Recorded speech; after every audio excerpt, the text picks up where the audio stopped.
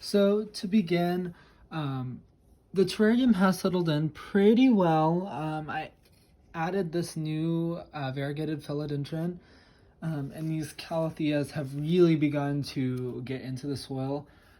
In addition to this, I have also added a new culture of isopods. And there's the little dude hiding in the back.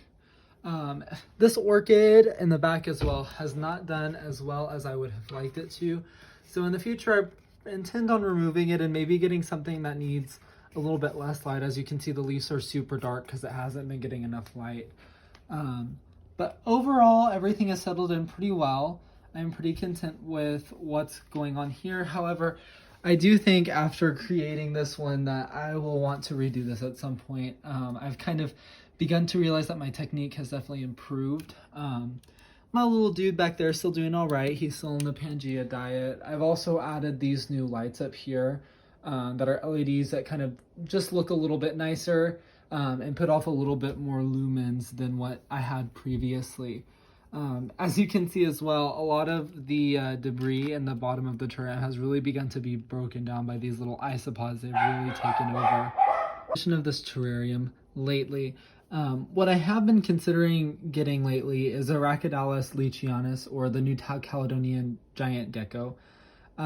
They get about 14 inches and I've always really wanted one. So I'm thinking about maybe redoing this terrarium and making it a little bit more fit, and then moving Delta over to this new terrarium that I have put together. Speaking of this newer terrarium, I definitely feel like my technique has improved. I think generally why this looks so much better than what the other one does is just the access to money, as I feel like that has made probably the biggest difference in creating this terrarium, because it was definitely a lot more costly than my attempt at this one. But I'm very happy with the way it turned out. It has a lot of nice wood fixtures all in it. Everything is glued in very well. Everything is put together very well. I have this beautiful English ivy, this beautiful bird's nest fern, the rabbit foot fern here, some more calatheas down here. There's a peperomia in the back, more of the same calathea. I've been very happy with the way this has come out. I definitely feel like it's a major improvement over this terrarium over here. But I am definitely very excited to see what ends up going into it, because it definitely has a lot of very good hiding spots for whoever's going to end up in this. Again, I still am yet to put in any isopods and or springtails into this terrarium, which will need to happen in order to really finalize that bioactive aspect of the terrarium. There are a couple spots I need to go back over. This up here is all a little bit messed up. There's definitely some super glue remaining on some of the sides after I failed to put this on correctly and ended up just having to put it in the ground.